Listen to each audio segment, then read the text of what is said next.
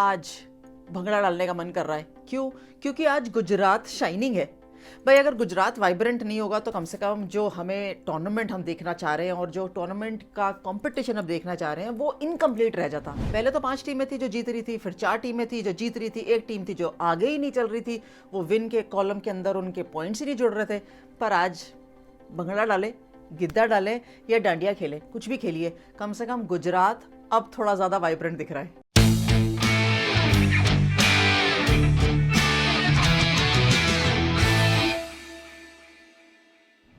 पहला मुकाबला इतना जीतने के बाद और वो भी बैंगलोर जैसी स्ट्रॉन्ग टीम के विरुद्ध, भाई वाह मज़ा आ गया। ऐसा लग रहा है कि उनको लग रहा होगा कि टूर्नामेंट ना दिल्ली से शुरू होना चाहिए था, ऐसे ही बैंगलोर चले गए पहले, और दिल्ली से शुरू होता कम से कम टड़ंग ऐसे उल्टा कर देते। कोई बात नहीं, अब कर देते हैं। कम से कम जब शुरुआत हो ना मुकाबले का तो बेथ मुनी ने कहा मैं टॉस जीत के बैटिंग करूंगी, और ये क्वेश्चन ऐसा था, हम सब सोच रहे थे टोनिंग टोनिंग टोनिंग बैटिंग क्यों, जब सब लोग चेस करना पसंद कर रहे हैं तो यहाँ बेथ मुनी बैटिंग क्यों करना चाहती हैं। और तरन्नुम पठान की जगह शकील को भी खिलाया था, जो कि पहला मुकाबला है।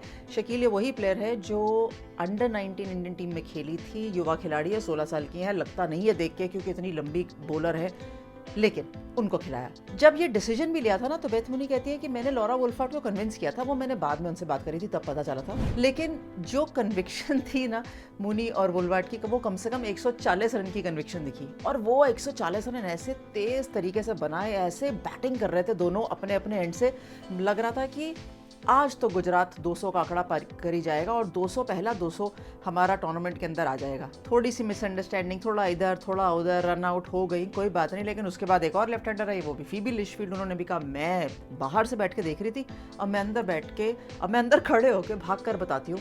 तो 52 रनों की साझेदारी उन्होंने भी बना दी कप्तान के साथ। और इतना अजीब लग रहा था ना जब खत्म हुआ मैच, क्योंकि बेथ मुनी कप्तान तो दूसरे एंड पे खड़ी रह गई, उनके पास स्ट्राइक नहीं आई, मौका था उनके पास 100 रन करने का। हम तो 100 इसलिए कहते हैं ना क्योंकि 20 ओवर के मुकाबले में 100 रन करना बड़ी बात है, लेकिन 199 पे जहां गुजरात ने ख़त्म किया ना, वो कम से कम ये लग रहा होगा कि अच्छा टारगेट है, जा सकते थे 220 225 के आसपास, पर 199 खराब नहीं है। और ज़्यादातर जो विकेटें भी मिली थी ना बैंगलोर के गेंदबाजों को, वो रनआउट के रूप में मिली थी, तो उन्होंने ज़्यादा मेहनत करी नहीं थी, लेकिन 2 विकेटें ऑफकोर्स मिली गेंदबाजों को। बहुत पिटाई हुई, बहुत अच्छी खासी पिटाई हुई, बड़ा अलग लग रहा था, लेकिन मज़ा आ रहा था। चलिए अब आपको मैं स्पोर्ट्स X9 न्यूज़ के बारे में बता देती हूँ।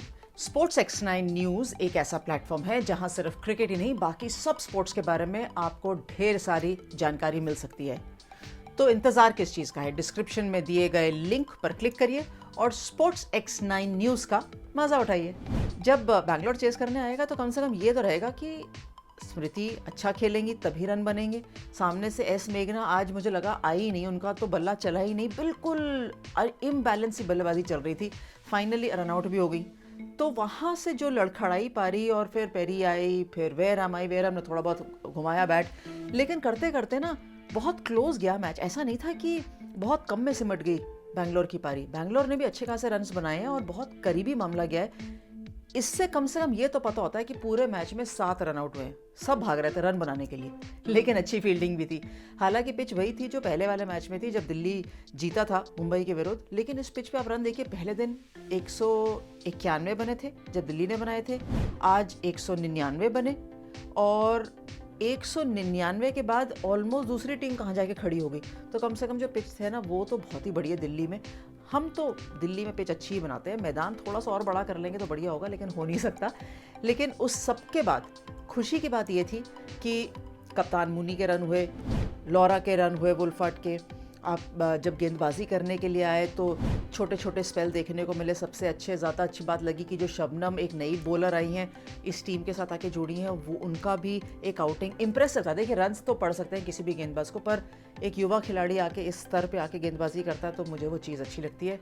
कम से कम मैं भारतीय टीम की तरफ से देखती हूँ कि एक युवा खिलाड़ी अगर इस तरीके से प्रदर्शन करेगा इस स्तर पे आके, स्टेज पे आके, तो आने वाले 2-3 साल में वो कितना अच्छा सीख सकता है, कितना जल्दी वापस आ सकता है भारतीय टीम के आसपास रहने के लिए।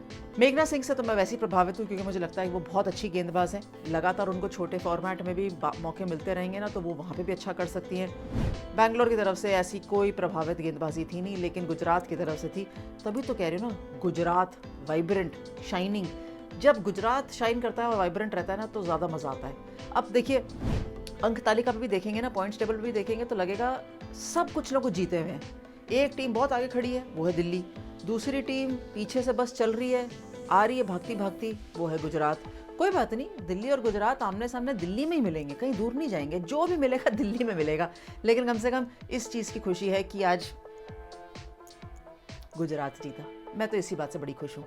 जब मैं फाइनली बेथ मूनी का नाम बता रही थी ना आपको कि मेरी उनसे एंड में बात हुई, उससे मेरी एंड में बात हुई थी और उन्होंने कहा था कि वो बहुत ज़्यादा चिंतित थी ये लेकर कि किस तरीके से मुकाबला जीतेंगे, क्योंकि कितने भी अच्छे खिलाड़ी हों फिर भी आपको लगता है कि ये सही तरीके से क्लिक नहीं कर रहे। मुझे लगता है रात को मैच जीतने के बाद उनको अच्छी नींद आएगी और वो अगले मुकाबले के लिए और ज़्यादा टफ होकर आएंगे। तभी तो मज़ा आएगा ना। टूर्नामेंट ऐसे फीका फीका चलता रहेगा तो क्या मज़ा आएगा। सब जीतें, सब मज़े लें, सब रन्स बनाएं, विकेटें लें और हमें एंटरटेन करें। आप भी एंटरटेन होते रहिए भाई। डिफरेंट स्ट्रोक्स है, एंटरटेनमेंट की बात है तो आप ज़्यादा दूर मत जाइए, आप इसी चैनल पर रहिए, एंटरटेनमेंट आपको ज़रूर मिलेगी। बहुत बहुत शुक्रिया डिफरेंट स्ट्रोक्स देखने के लिए।